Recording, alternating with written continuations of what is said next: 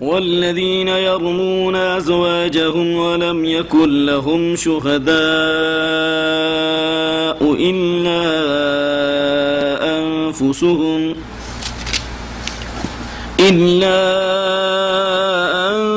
أنفسهم فشهادة أحدهم 4 شهادات بالله إنه لمن الصادقين والخامسة أن لعنة الله عليه إن كان من الكاذبين ويدرأ عنها العذاب أن تشهد 4 شهادات بالله إنه لمن الكاذبين والخامسة أن غضب الله عليها إن كان من الصادقين ولولا فضل الله عليكم ورحمته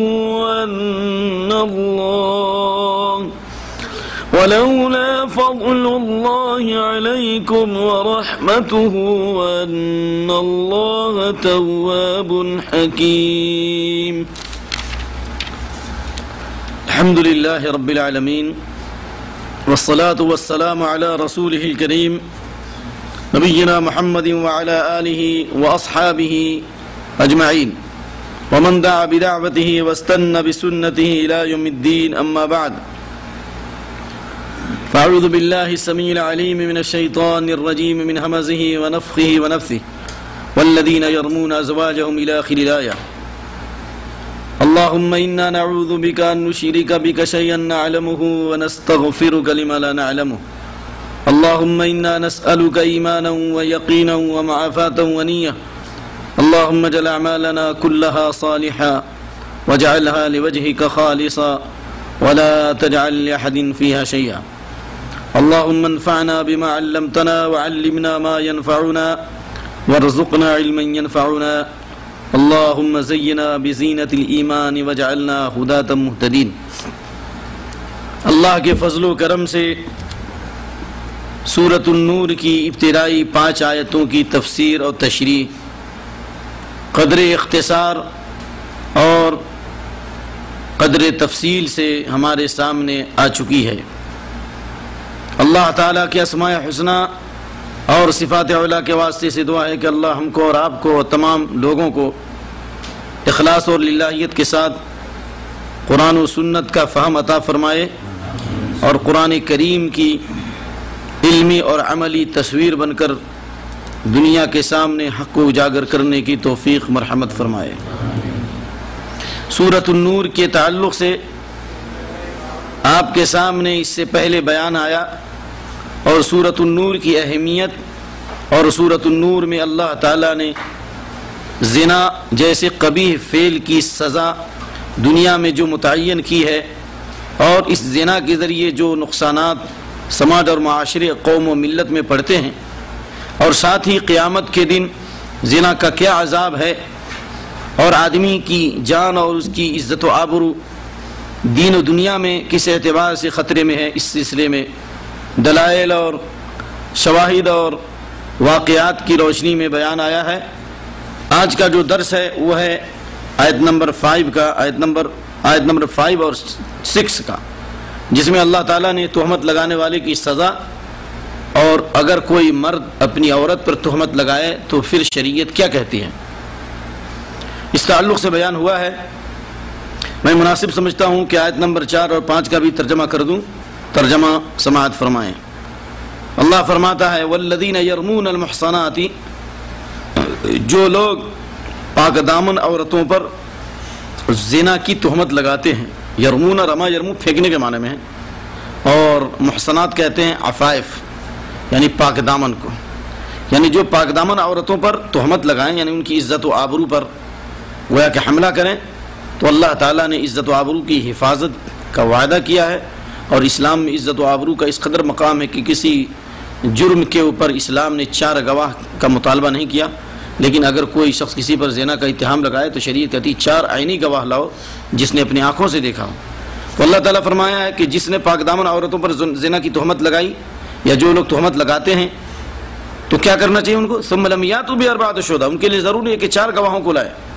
اور 4 گواہوں سے مراد زید بکر والا گواہ نہیں، روڈ سڑک اور سڑک چھاپ والے گواہ نہیں، بے نمازی نہیں، نیک صالح لوگ جو معتمد ہوں، جو اخلاق کے اعتبار سے بھی معتمد ہوں اور معاملات کے اعتبار سے بھی معتمد ہوں، اور جن کی گواہی سماج اور معاشرے میں قبول کی جاتی ہو.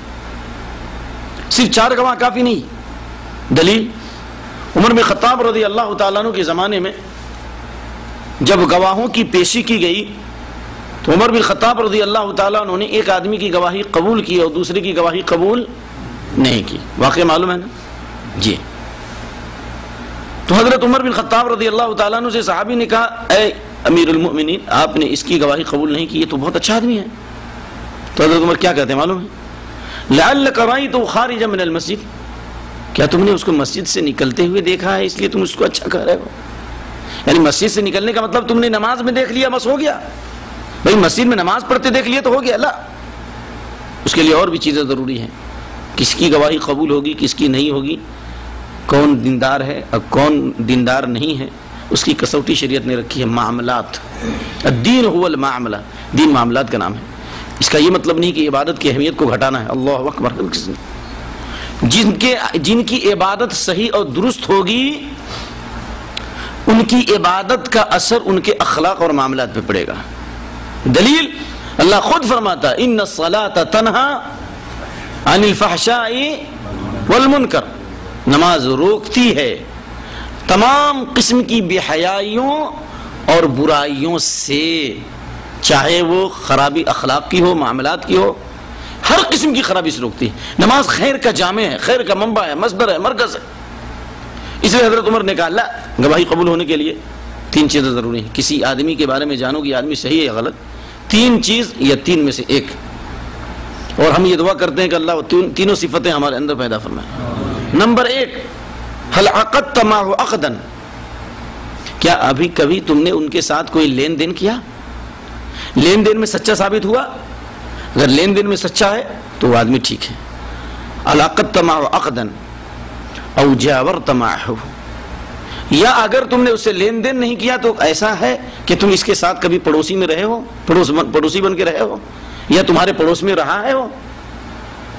اگر پڑوس میں بھی نہیں رہے تو یہ آدمی کو جانچنے کا ذریعہ یہ ہے او صحبتہ فی السفر الذی یسفر عن حقیقت المرء، کیا کبھی تو اس کے ساتھ سفر کیا؟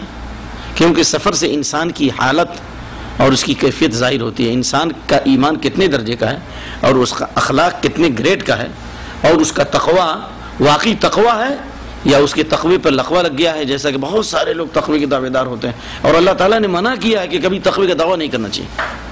فلا تزکوا انفسکم هو اعلم بمن اتقى، کبھی اپنی بڑائی نہیں بیان کرنا چاہیے، نہ خود اپنے آپ میں، نہ کبھی اپنے آپ میں بھی نہیں بیان کرنا چاہیے کہ میں بہت اچھا ہوں، اور نہ لوگوں میں.